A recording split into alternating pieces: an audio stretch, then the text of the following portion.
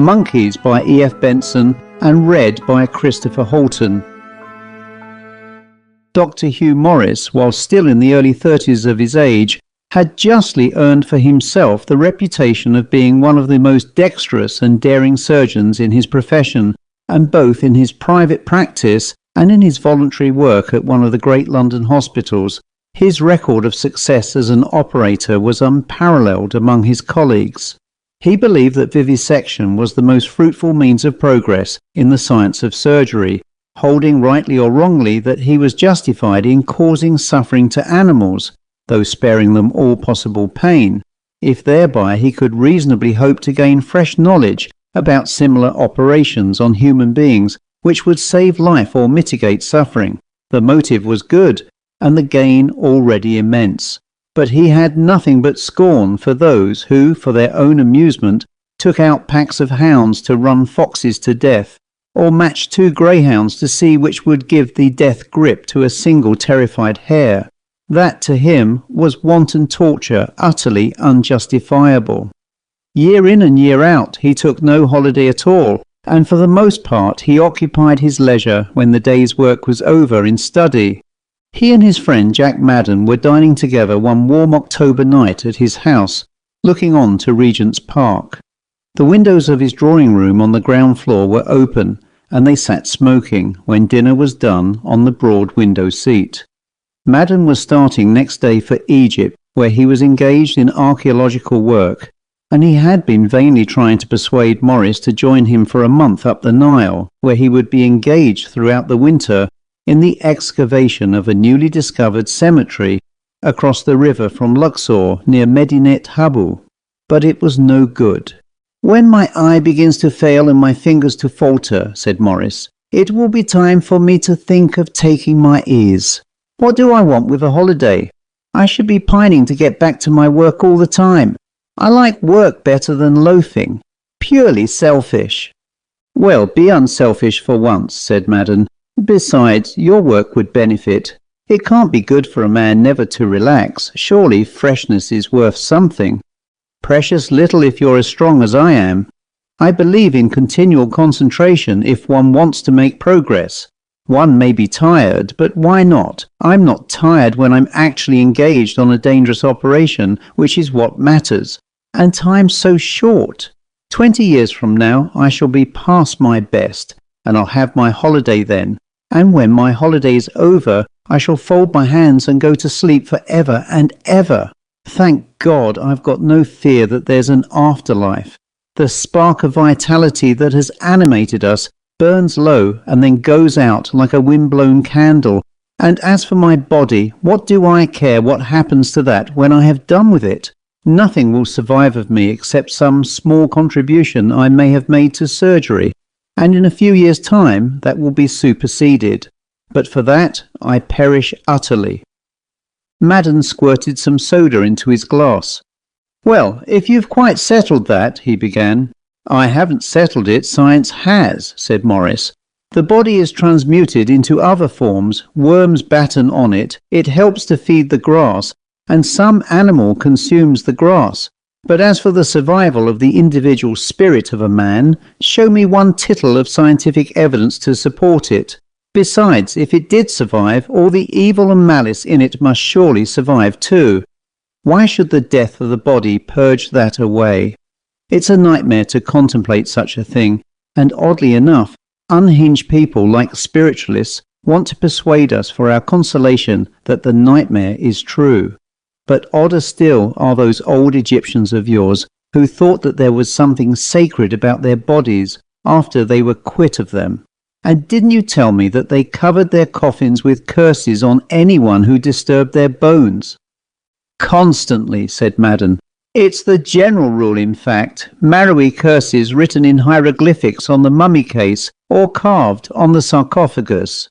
"But that's not going to deter you this winter from opening as many tombs as you can find, and rifling from them any objects of interest or value."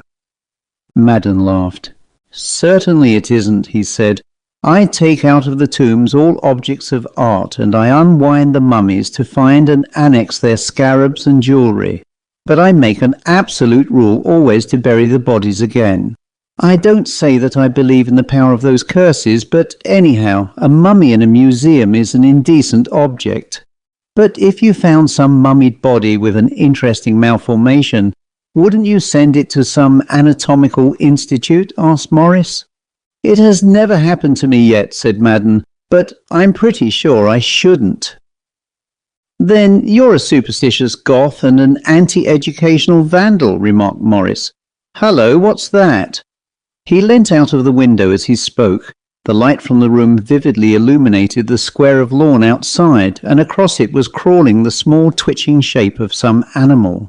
Hugh Morris vaulted out of the window and presently returned, carrying carefully in his spread hands a little grey monkey, evidently desperately injured. Its hind legs were stiff and outstretched, as if it was partially paralysed. Morris ran his soft deft fingers over it. "What's the matter with the little beggar, I wonder?" he said. "Paralysis of the lower limbs. It looks like some lesion of the spine." The monkey lay quite still, looking at him with anguished, appealing eyes as he continued his manipulation. "Yes, I thought so," he said. "Fracture of one of the lumbar vertebrae. What luck for me. It's a rare injury, but I've often wondered. And perhaps luck for the monkey too, though that's not very probable. If he was a man and a patient of mine, I shouldn't dare to take the risk. But as it is..." Jack Madden started on his southward journey next day, and by the middle of November was at work on this newly discovered cemetery. He and another Englishman were in charge of the excavation, under the control of the Antiquity Department of the Egyptian government. In order to be close to their work and to avoid the daily ferrying across the Nile from Luxor, they hired a bare, roomy native house in the adjoining village of Gurnah. A reef of low sandstone cliff ran northwards from here towards the temple and terraces of Deir el-Bahari, and it was in the face of this, and on the level below it, that the ancient graveyard lay. There was much accumulation of sand to be cleared away before the actual exploration of the tombs could begin, but trenches cut below the foot of the sandstone ridge showed that there was an extensive area to investigate. The more important sepulchres they found were hewn in the face of this small cliff. Many of these had been rifled in ancient days, for the slabs forming the entrances into them had been split and the mummies unwound. But now and then Madden unearthed some tomb that had escaped these marauders, and in one he found the sarcophagus of a priest of the 19th dynasty, and that alone repaid weeks of fruitless work. There were nearly 100 Ushaptiu figures of the finest blue glaze. There were 4 alabaster vessels in which had been placed the viscera of the dead man removed before embalming. There was a table of which the top was inlaid with squares of variously coloured glass, and the legs were of carved ivory and ebony. There were the priest's sandals adorned with exquisite silver filigree. There was his staff of office inlaid with a diaper pattern of cornelian and gold, and on the head of it, forming the handle, was the figure of a squatting cat carved in amethyst, and the mummy, when unwound, was found to be decked with a necklace of gold plaques and onyx beads. All these were sent down to the Giza Museum at Cairo, and Madden reinterred the mummy at the foot of the cliff below the tomb.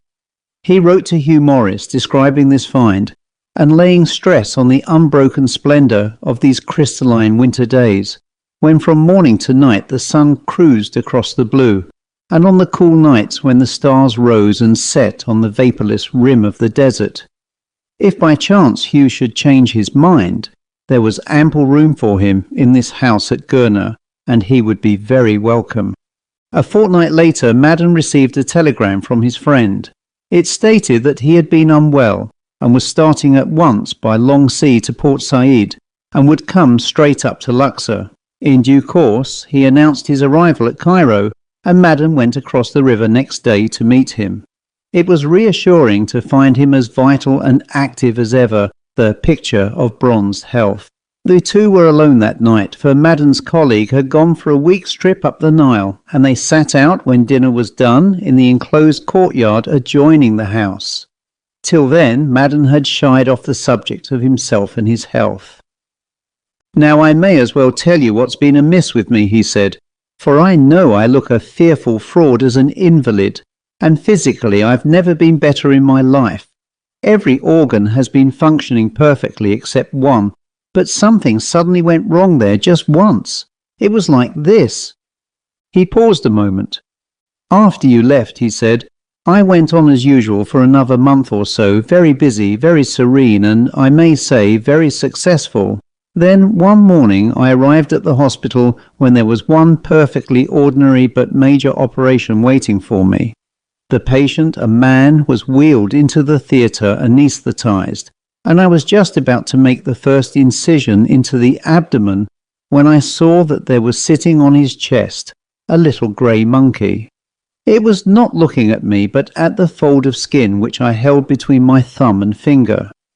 I knew, of course, that there was no monkey there, and that what I saw was a hallucination, and I think you'll agree that there was nothing much wrong with my nerves when I tell you that I went through the operation with clear eyes and an unshaking hand. I had to go on. There was no choice about the matter. I couldn't say, "Please take that monkey away," for I knew there was no monkey there. Nor could I say, "Somebody else must do this," as I have a distressing hallucination that there is a monkey sitting on the patient's chest. There would have been an end of me as a surgeon, and no mistake. All the time I was at work, it sat there absorbed for the most part in what I was doing and peering into the wound. But now and then it looked up at me and chattered with rage. Once it fingered a spring forceps which clipped a severed vein, and that was the worst moment of all. At the end it was carried out still balancing itself on the man's chest. "I think I'll have a drink." "Strongish, please." "Thanks." "A beastly experience," he said when he had drunk. Then I went straight away from the hospital to consult my old friend Robert Angus, the alienist and nerve specialist, and told him exactly what had happened to me. He made several tests, he examined my eyes, tried my reflexes, took my blood pressure. There was nothing wrong with any of them. Then he asked me questions about my general health and manner of life, and among these questions was one which I am sure has already occurred to you, namely, had anything occurred to me lately, or even remotely, which was likely to make me visualize a monkey.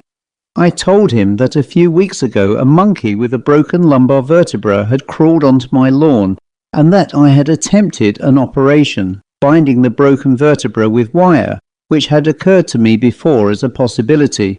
You remember the night, no doubt? "Perfectly," said Madden. "I started for Egypt next day. What happened to the monkey, by the way?"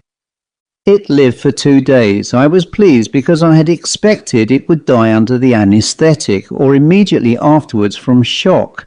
To get back to what I was telling you, when Angus had asked all his questions, he gave me a good wigging. He said that I had persistently overtaxed my brain for years, without giving it any rest or change of occupation, and that if I wanted to be of any further use in the world, I must drop my work at once for a couple of months. He told me that my brain was tired out, and that I had persisted in stimulating it. A man like me, he said, was no better than a confirmed drunkard, and that, as a warning, I had had a touch of an appropriate delirium tremens. The cure was to drop work, just as a drunkard must drop drink.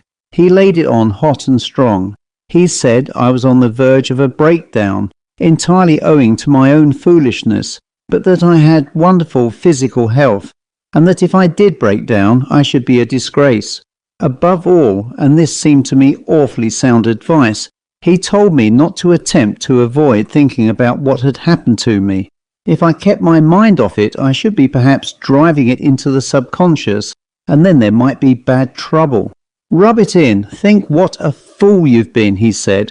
"Face it, dwell on it, make yourself thoroughly ashamed of yourself. Monkeys too. I wasn't to avoid the thought of monkeys. In fact, he recommended me to go straight away to the zoological gardens and spend an hour in the monkey house." "Odd treatment," interrupted Madden. "Brilliant treatment. My brain," he explained, "had rebelled against its slavery and had hoisted a red flag with the device of a monkey on it. I must show it that I wasn't frightened at its bogus monkeys. I must retort on it by making myself look at dozens of real ones which could bite and maul you savagely, instead of one little sham monkey that had no existence at all.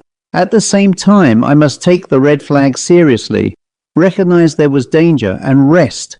And he promised me that sham monkeys wouldn't trouble me again. Are there any real ones in Egypt, by the way? Not so far as I know, said Madden, but there must have been once, for there are many images of them in tombs and temples. That's good. We'll keep their memory green and my brain cool. Well, there's my story. What do you think of it? Terrifying, said Madden. But you must have got nerves of iron to get through that operation with the monkey watching. A hellish hour. Out of some disordered slime in my brain there had crawled this unbidden thing, which showed itself apparently substantial to my eyes.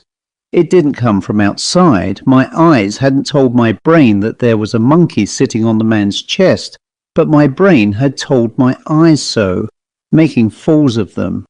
I felt as if someone whom I absolutely trusted had played me false. Then again, I have wondered whether some instinct in my subconscious mind revolted against vivisection. My reason says that it is justified, for it teaches us how pain can be relieved and death postponed for human beings. But what if my subconscious persuaded my brain to give me a good fright and reproduce before my eyes the semblance of a monkey, just when I was putting into practice what I had learned from dealing out pain and death to animals? He got up suddenly. What about bed? He said. 5 hours sleep was enough for me when I was at work, but now I believe I could sleep the clock round every night. Young Wilson, Madden's colleague in the excavations, returned next day, and the work went steadily on. One of them was on the spot to start it soon after sunrise, and either one or both of them were superintending it with an interval of a couple of hours at noon until sunset. When the mere work of clearing the face of the sandstone cliff was in progress, and of carting away the silted soil, the presence of one of them sufficed, for there was nothing to do but to see that the workmen shovelled industriously and passed regularly with their baskets of earth and sand on their shoulders to the dumping grounds, which stretched away from the area to be excavated in lengthening peninsulas of trodden soil. But as they advanced along the sandstone ridge, there would now and then appear a chiselled smoothness in the cliff, and then both must be alert. There was great excitement to see if, when they exposed the hewn slab that formed the door into the tomb, it had escaped ancient marauders, and still stood in place and intact for the modern to explore. But now for many days they came upon no sepulchre that had not already been opened. The mummy in these cases had been unwound in the search for necklaces and scarabs, and its scattered bones lay about. Madden was always at pains to reinter these. At first Hugh Morris was assiduous in watching the excavations, but as day after day went by without anything of interest turning up, his attendance grew less frequent. It was too much of a holiday to watch the day-long removal of sand from one place to another. He visited the tomb of the kings. He went across the river and saw the temples at Karnak, but his appetite for antiquities was small. On other days he rode in the desert or spent the day with friends at one of the Luxor hotels. He came home from there one evening in rare good spirits, for he had played lawn tennis with a woman on whom he had operated for malignant tumour 6 months before, and she had skipped about the court like a 2-year-old. "God, how I want to be at work again," he exclaimed.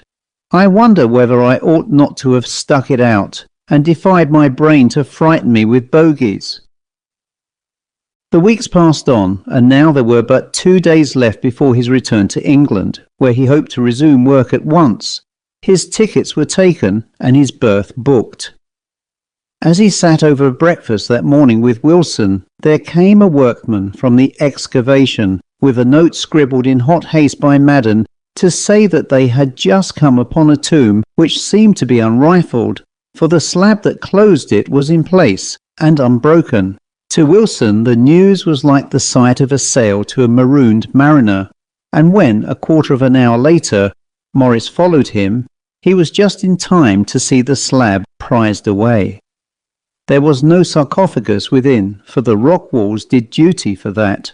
But there lay varnished and bright in hue as if painted yesterday, the mummy case roughly following the outline of the human form. By it stood the alabaster vases containing the entrails of the dead, and at each corner of the sepulchre they were carved out of the sandstone rock, forming, as it were, pillars to support the roof, thick-set images of squatting apes. The mummy case was hoisted out and carried away by workmen on a bier of boards into the courtyard of the excavator's house at Gurna for the opening of it and the unwrapping of the dead. They got to work that evening directly they had fed. The face painted on the lid was that of a girl or young woman, and presently deciphering the hieroglyphic inscription, Madden read out that within lay the body of A. Pen Ara, daughter of the overseer of the cattle of Senmort. "Then follow the usual formulas," he said. Yes, you'll be interested in this, Hugh, for you asked me once about it. A Pen Ara curses any who desecrates or meddles with her bones, and should anyone do so, the guardians of her sepulchre will see to him, and he shall die childless and in panic and agony.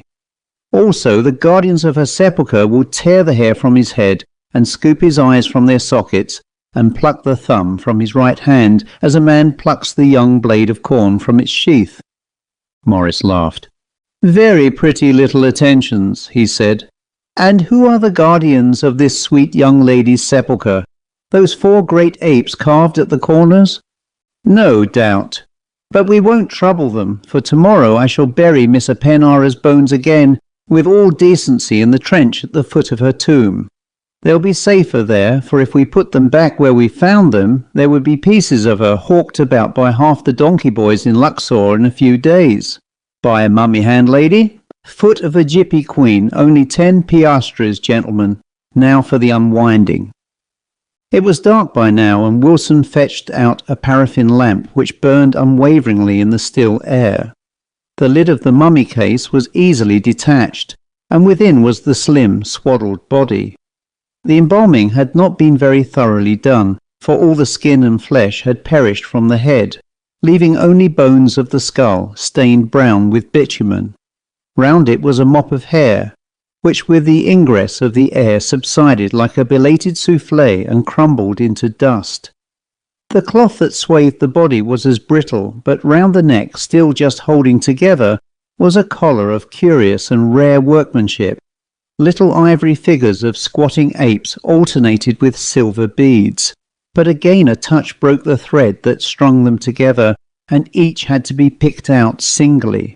A bracelet of scarabs and cornelians still clasped one of the fleshless wrists, and then they turned the body over in order to get at the members of the necklace which lay beneath the nape.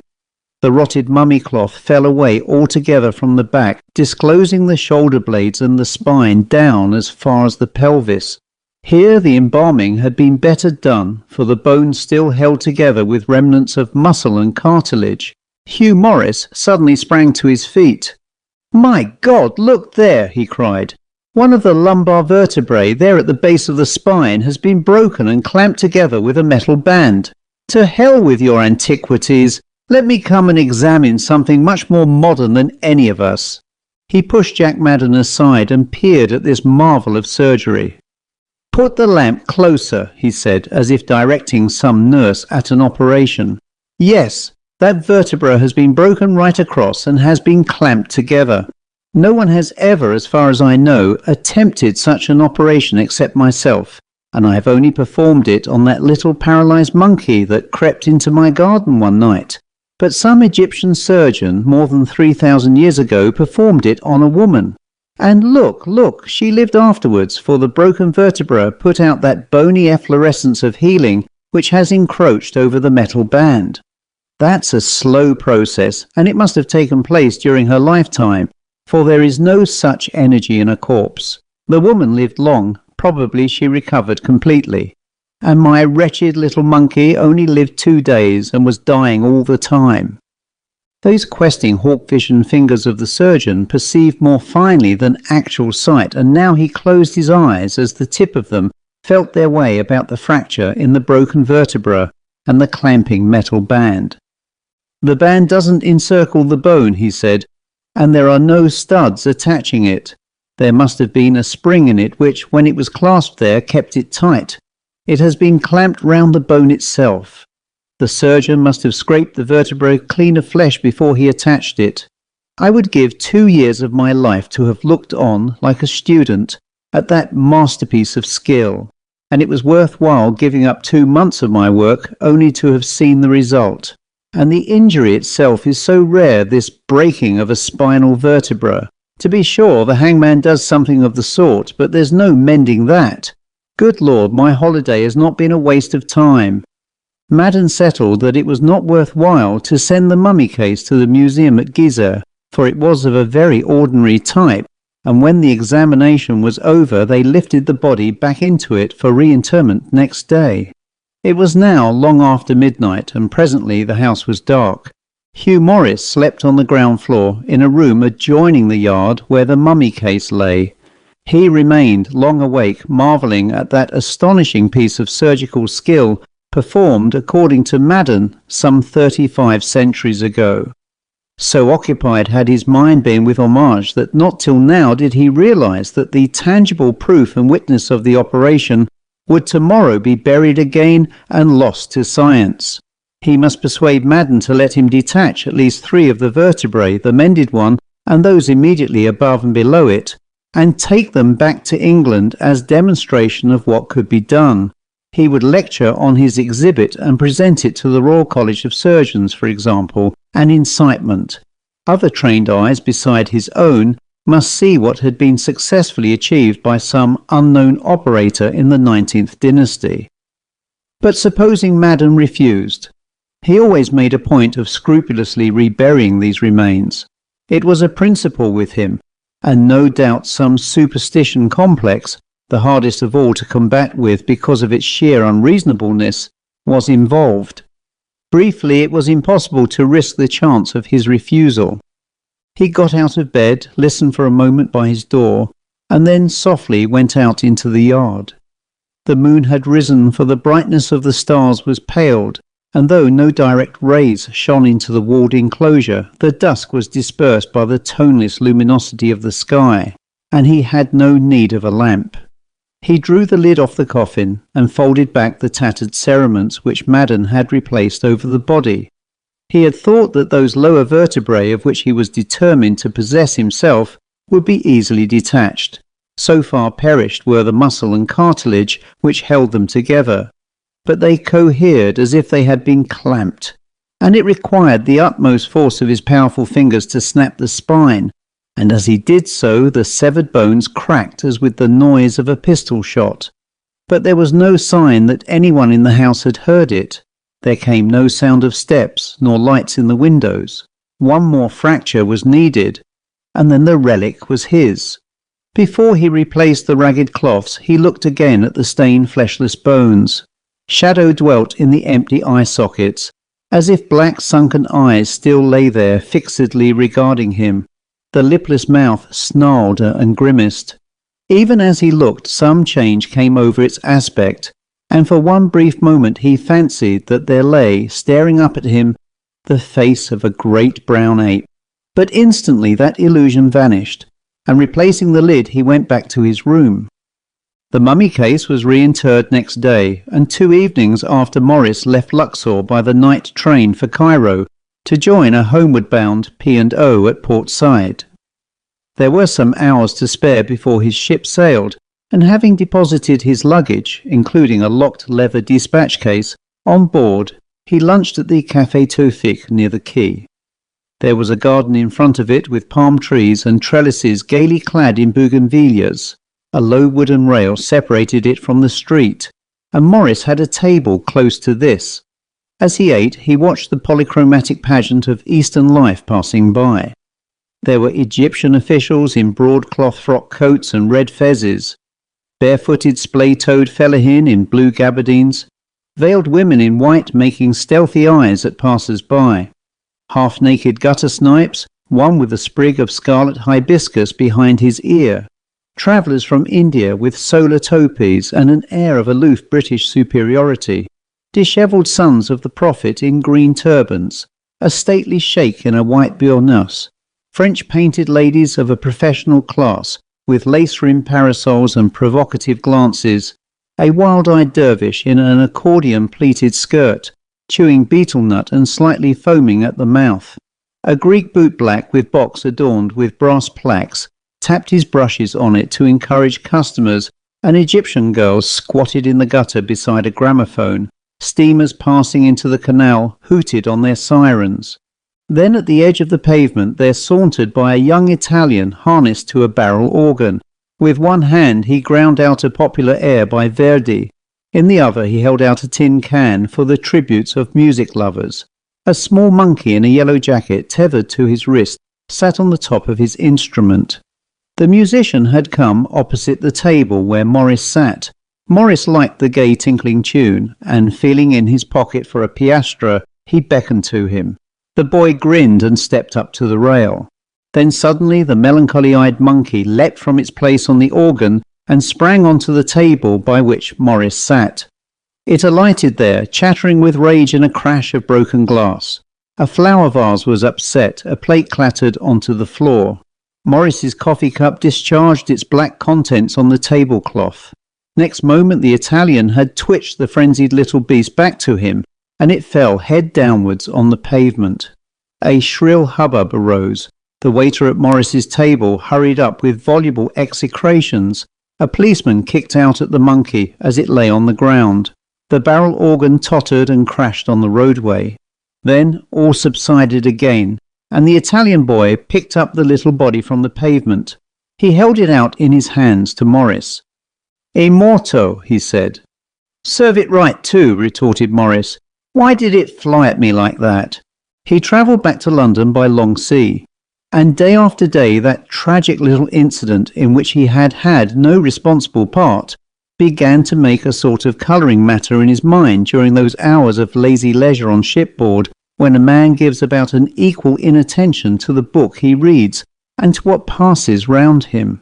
Sometimes, if the shadow of a seagull overhead slid across the deck towards him, there leaped into his brain, before his eyes could reassure him, the ludicrous fancy that this shadow was a monkey springing at him. One day they ran into a gale from the west. There was a crash of glass at his elbow as a sudden lurch of the ship upset a laden steward, and Morris jumped from his seat thinking that a monkey had leapt onto his table again.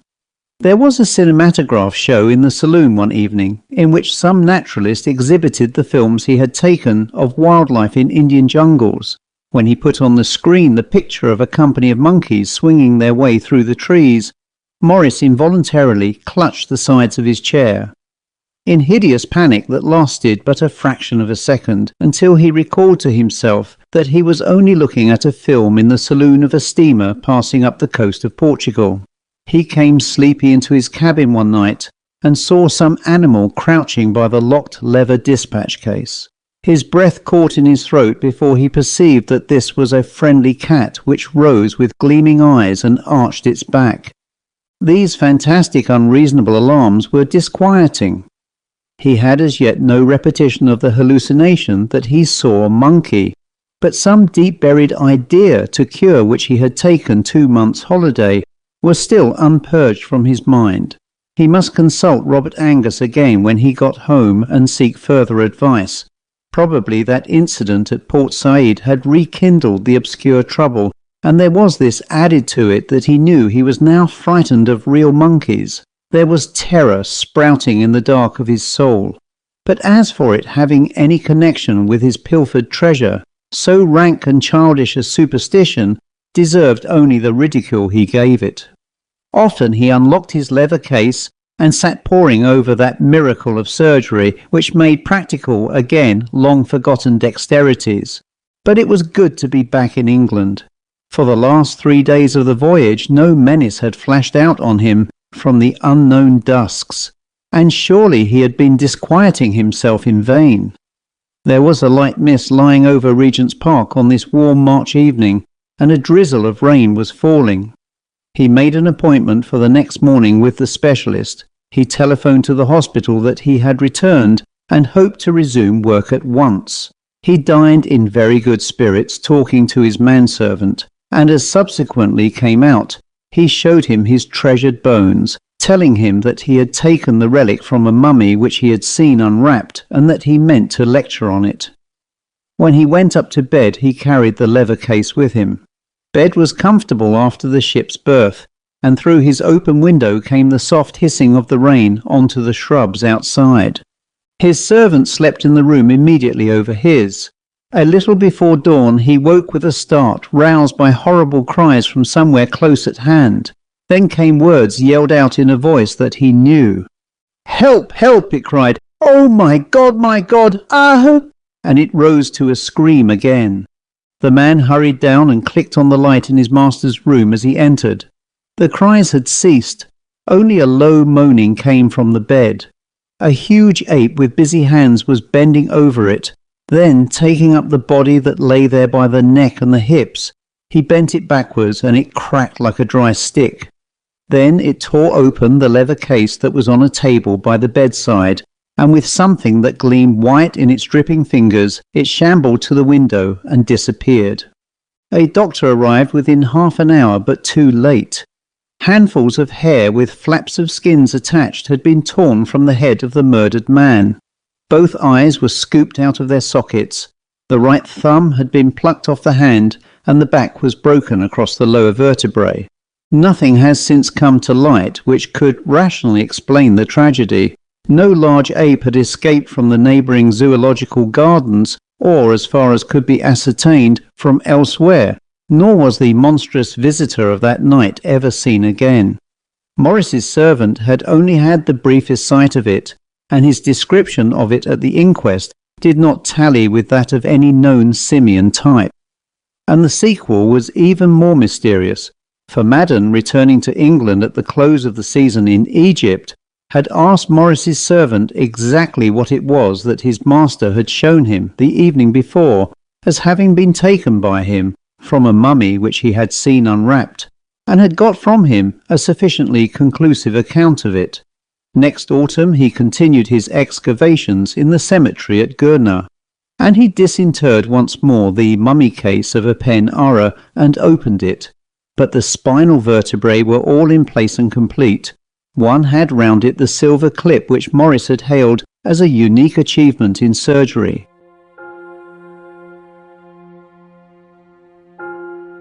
The end.